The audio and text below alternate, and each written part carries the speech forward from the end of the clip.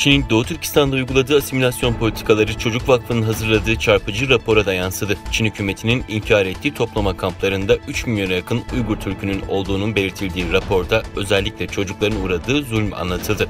Yetişkinler politik eğitim kamplarında tutsak edilirken çocuklar da devlete bağlı yurtlarda alıkonulmaktadır. Çin hükümetinin aileden kopuşu bir politik olarak benimsediği anlaşılmaktadır denildi. Raporda toplama kamplarında kalan Uygur Türklerinin sayısının 3 milyonu bulduğu vurgulandı. Doğu Türkistan'da gündelik hayat üzerindeki kontrol ve baskı özellikle Uygurlar, Kazaklar ve diğer azınlıkları etkilemekte ve bu uygulamalar ayrımcılığa karşı uluslararası hukukun getirdiği yasaklamaları ihlal etmektedir ifadeleri kullanıldı.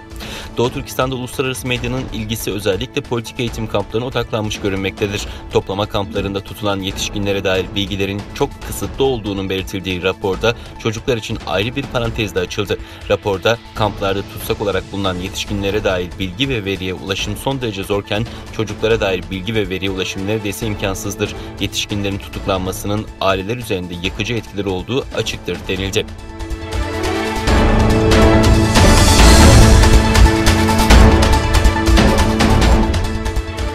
Çin hükümeti Uygurların büyük ölçekli zorunlu çalışmaya maruz bırakıldığına dair inandırıcı ve yeterli kanıtlara rağmen zorla çalıştırmanın varlığını inkar etmek için 30 Nisan'da Çin Dışişleri Bakanlığı tarafından Pekin'de bir basın toplantısı düzenledi.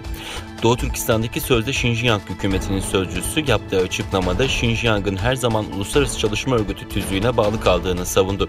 Ancak Uluslararası Çalışma Örgütü'ne göre Çin tarafı anlaşmayı henüz imzalamadı. Toplantıda Doğu Türkistan'daki Xinjiang Ekonomi ve Konfeksiyon Cemiyeti Başkan Yardımcısı ve Gulca'daki bir konfeksiyon fabrikası çalışanı Çin Komünist Partisi zoruyla yalan ifade vererek Xinjiang'daki her milletten insanlar işlerini seçmekte özgürdür. Nereye gideceklerini ve nasıl çalışacaklarını kendileri belirleyebiliyor şeklinde propaganda yaptı. 30 Nisan'daki basın toplantısı Doğu Türkistan'daki zorunlu çalıştırma ürünlerinin uluslararası çağda küresel şirketler tarafından boykot edildiği bir dönemde yapıldı ve Çin hükümeti zorla çalıştırmanın varlığını reddetmesine rağmen uluslararası çalışma örgütleri tarafından bölgedeki meselelerin soruşturulmasına izin vermiyor.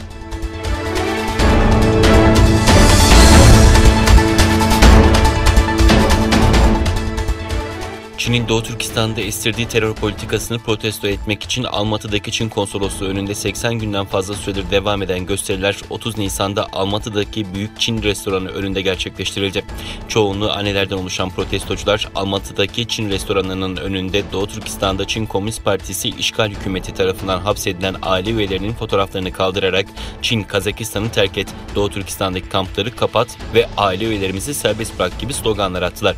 Göstericiler Doğu Türkistan'daki aile fertlerinin durumunu öğrenmek için başlatılan protestoların 85. gününe girmesine rağmen Çin konsolosluğunun yanıt vermediğini öne sürüyor.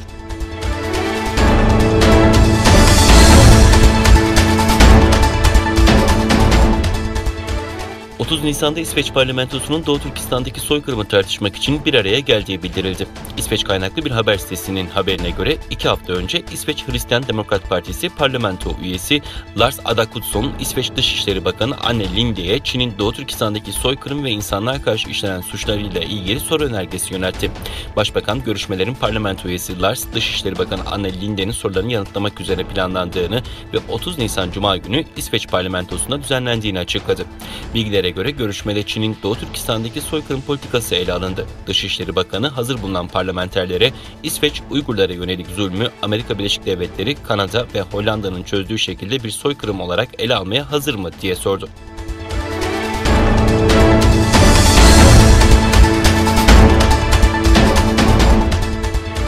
Çin'in uzay istasyonu için yolladığı ilk modülü taşıyan roketin gövdesi kontrolden çıktı. Büyük bir hızla dünyanın etrafında dönen gövdenin parçalarının nereye düşeceği bilinmiyor. Çin 29 Nisan'da Long Mark 5B adlı modülü uzaya gönderdi. Roketin başarılı fırlatılmasının ardından modül fırlatıcı ana aşamasından ayrıldı, planlanan ilk yörüngesine girdi. Roketin ana gövdesinin de okyanusta daha önceden planlanmış bir noktaya iniş yapması bekleniyordu ancak olmadı. Gövde dünyanın etrafında kontrolsüz bir biçimde dönmeye ve parçalanmaya başladı. 21 ton ağırlığında 30 metrelik roketin parçalarının ne zaman nereye düşeceği bilinmiyor. Uzmanlar parçaların kuzeyde New York'la Madrid, güneyde ise Güneyde de Şili'nin güneyi ve Yeni Zelanda'nın Wellington şehri arasında bir alana düşebileceğini öngörüyor. Roketin muhtemel düşüş tarihi olarak 10 Mayıs'a işaret ediliyor.